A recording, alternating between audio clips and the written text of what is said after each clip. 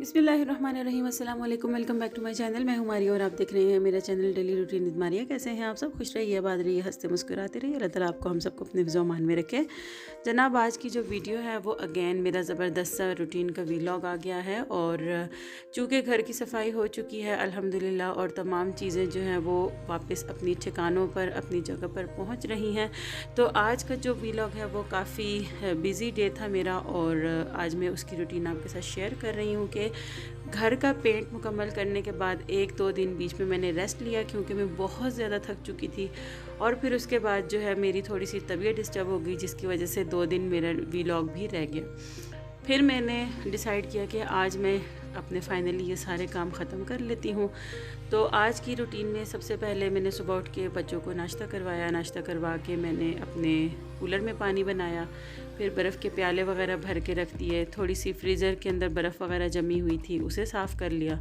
उसके बाद फिर मैंने अपनी चूल्हे की सफाई कर ली, हट की सफाई कर ली और फाइनली मैंने अब बर्तन धोना शुरू कर दिए थे। जब मैं बर्तन धोने के लिए खड़ी हुई तो करीब करीब वक्त था दोपहर के खाने का। तो मैंने सोचा कि फिर बच्चों को भूख लग जाती है तो देख लेती हूँ आज बनाना क्या है।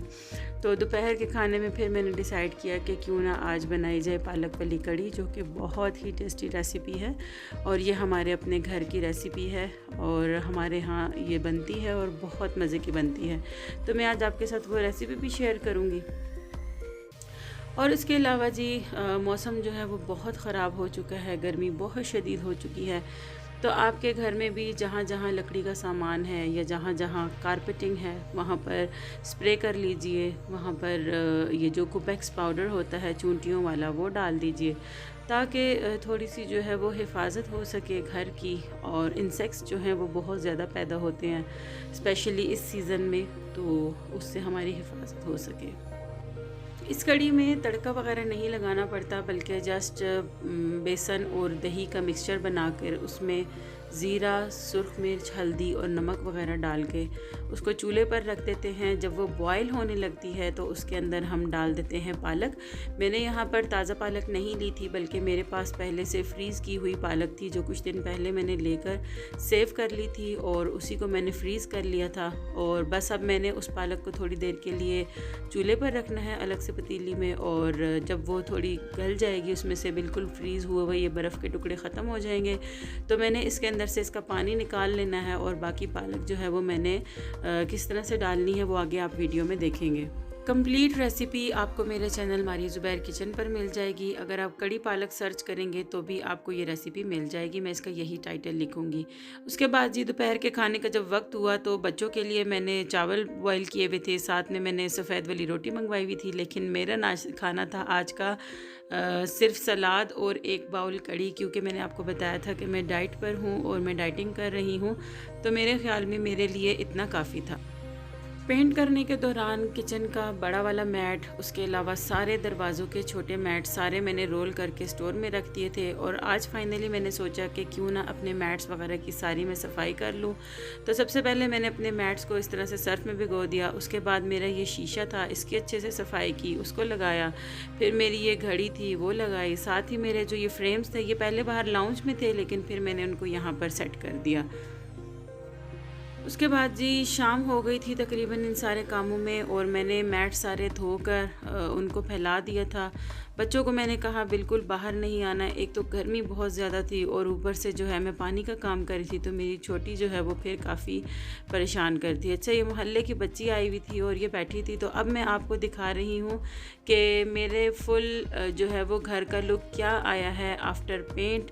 और ये है जी मेरा कमरा, ये मेरे कमरे का पर्दा है जो कि धोकर मैंने दोबारा लगाया है। और इस तरह से जी ये सामने आप देख सकते हैं मेरा ड्रेसिंग टेबल है और मेरा फर्नीचर जो है ये प्योर शीशम का है और इसको हटाना और हिलाना बहुत ही मुश्किल काम होता है। अच्छा जी, ये बच्चों का बेडरूम है और बच्चों के बेडरूम में इस तरह से यहाँ पर ये एक साइड पे पर्दा लगा हुआ है। तो पहले जो दरवाज़ा था उसके आगे मैंने पर्दा लगाया था, मुझे बुरा लगता था। फिर मैंने उस दरवाज़े को पेंट कर दिया क्योंकि वो मुस्तकिल तौर पर बंद रहता है। मोहल्ले की एक बच्ची थी जो कि मेरी बेटी की फ्रेंड भी है, आई हुई थी और बेचारी बस इसकी मदर घर पर नहीं थी, तो ये मेरे पास काफ़ी देर तक रुक धूप गई। उसके बाद जी ये लाउंज है और लाउंज में आप देख सकते हैं कि ये सारे पर्दे हैं और यही वो पर्दे हैं जिस दिन आंधी बहुत शदीद आई थी और मैंने ये पर्दे धोकर फैलाए थे और बहुत ही शदीद आंधी आ गई थी और आंधी की वजह से ये बेचारे उड़ के इधर उधर जा रहे थे। एनीवेज जी ये मेरे लाउंज का पेंट है जो कि मैंने किया है और अभी मैंने ये उठाकर लगाई हैं चीज़ें और बच्चे बहुत ही खुश हो रहे हैं कि फ़ाइनली आज हमारा घर जो है वो सेट हो गया, क्योंकि सुबह सुबह उठते थे जब इनकी आंखों पर सुबह सुबह की रोशनी पड़ती थी और पर्दे नहीं होते थे तो इनको बहुत ज़्यादा गुस्सा आता था और यही कहते थे मम्मा पर्दे जल्दी लगा दीजिए प्लीज़। और जनाब ये है वो वाला कमरा जहाँ पर मेरा कंप्यूटर होता है और मेरी सिलाई मशीन होती है। ये सामने मेरी सिलाई मशीन है और ये वाले वो पर्दे हैं जिनके अंदर से छिपकली के अंडे निकले थे और वो आप मेरे पिछली वीडियोस में देख सकते हैं। यहाँ पर मेरा कंप्यूटर होता है, कंप्यूटर पे मैं अपना काम वगैरह भी करती हूँ और उसके अलावा बच्चे भी बैठ के कभी कंप्यूटर यूज़ करते हैं। और ये देखिए जनाब कितना ये डस्टी हो रहा है और अभी शाम को मैंने सारी सफाई की, पर्दे लगाए, सब कुछ किया और ऐसी ज़बरदस्त आंधी कि अल्लाह की पनाह है। सुबह की हुई डस्टिंग और अभी शाम को आप हाल देखें कि हर जगह मिट्टी ही मिट्टी है।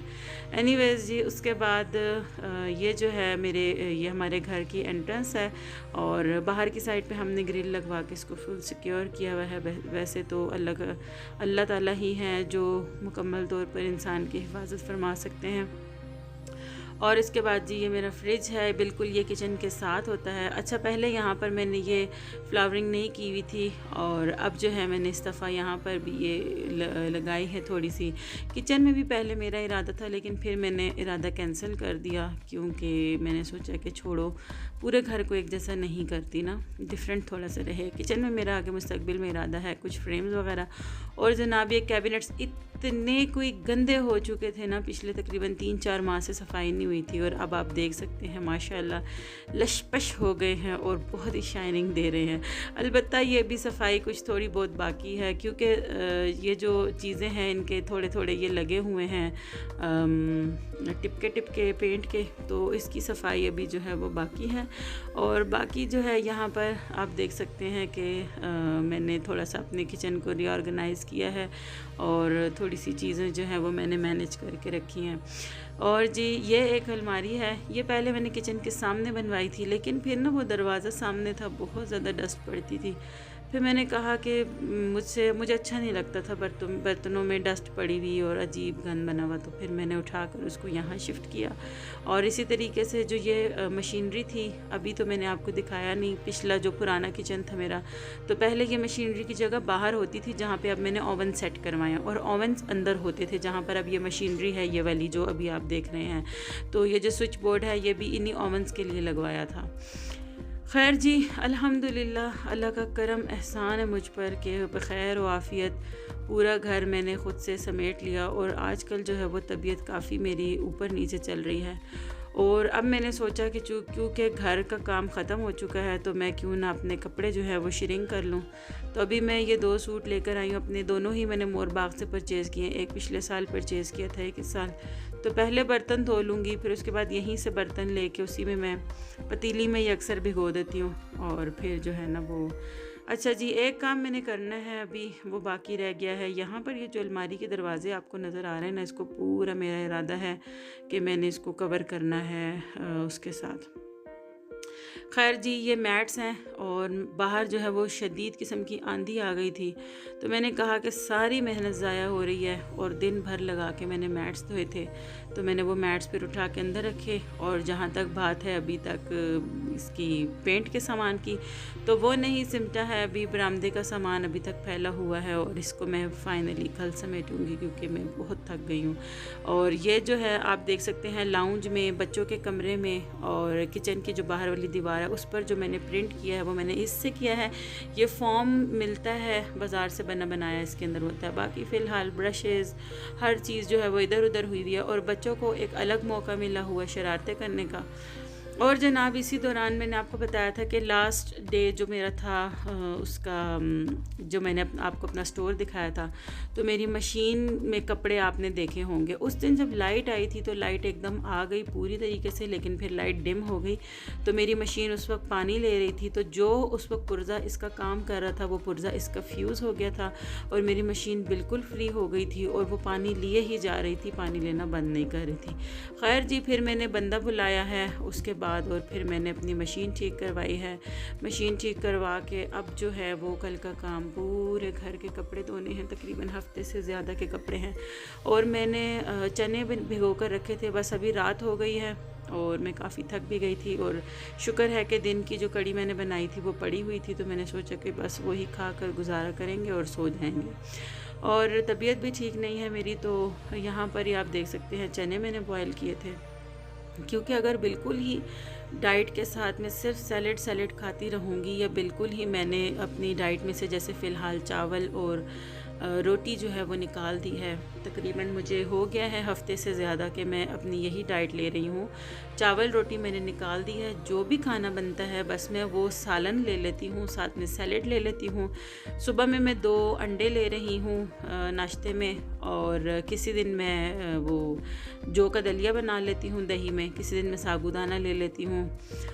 और उसके बाद जो है वो मैं ले लेती हूँ, रात में मैं मोस्टली ले रही हूँ उबली हुई सब्ज़ियों का सूप, जो कि इंशाल्लाह मैं अपने नेक्स्ट व्लॉग में कोशिश करूँगी कि आपके साथ शेयर करूँ कि मैं अपना डाइट सूप कैसे बना रही हूँ। और दोपहर में मेरी कोशिश होती है कि मैं थोड़ी सी कोई अच्छी डाइट ले लूँ, जैसे कि उबले हुए चने हो गए, उबले हुए लोबिया हो गए, या लोबिया की चना की चाट हो गई। और इसी तरीके से मेरी कोशिश होती है कि सैलेड में थोड़ा सा चिकन ऐड कर दूँ, या सैलेड में 1-2 जो है वो नगेट्स फ्राई करके रख लेती हूँ, वो खा लेती हूँ। अच्छा जी, मैंने यहाँ पर कुकर बंद करने से पहले आपको दिखाना था कि कुकर बंद करने से पहले क्या करना होता है। तो जब भी चने बॉईल कीजिए, हमेशा पहले उसको एक बॉईल दीजिए, जब उसकी वाइट कलर की झाग ऊपर आ जाए तो वो झाग गिराने के बाद फिर कुकर को बंद कीजिए। कोई भी दाल बॉईल करें, चना बॉईल करें, या कोई भी ऐसी चीज़ जिसके ऊपर झाग बहुत ज़्यादा आती है और वो अनाज से रिलेटेड है, तो हमेशा उसको ज़रूर गिराएं, क्योंकि ये जो झाग होती है ये हमारे अंदर थायराइड के मसाइल पैदा करती है, जो कि औरतों को एक दफ़ा हो जाए तो फिर एक तो वो कभी भी ठीक नहीं होता, और दूसरे उसके साथ बहुत ज़्यादा मसले मसाइल पैदा होते हैं। चने धोकर बॉईल होने से पहले मैंने ये सारे किचन टॉवल्स और जितने भी शेल्फ़ वगैरह साफ़ करने के कपड़े हैं, या पतीला जिस कपड़े से मैं पकड़ती हूँ वो कपड़ा है, तो सब चीज़ें मैंने सर्फ़ में भी भिगो कर रखी हुई थी। तो मैंने सोचा कि इनको धो लूँ, क्योंकि गर्मी है और एकदम जो है वो भीगा हुआ कपड़ा स्मेल छोड़ देता है, तो मैंने फटाफट से इसको धो लिया। कपड़े धोने के बाद जी मैंने जो सूट शिरिंग किए थे वो सूट निकाल के मैंने फैलाने हैं, और यहाँ पर आप देख सकते हैं कि ये मोर बाग का ड्रेस है, और पानी आपके सामने है, कितना साफ़ सुथरा पानी है, यानी कि बिल्कुल भी कलर इसमें से नहीं जाता। ये दूसरा सूट है मेरा ब्लैक वाला, और इसमें से भी आप देख सकते हैं कि बिल्कुल भी माशाल्लाह से इसका कलर नहीं निकलता है।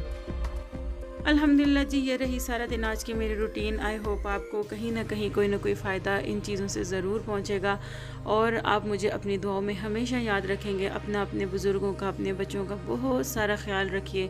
अल्लाह आपको हम सबको अपने हिफ्ज़ व अमान में रखे। अल्लाह आपके हमारे रिज़्क़ में बहुत ज़्यादा बरकत दे।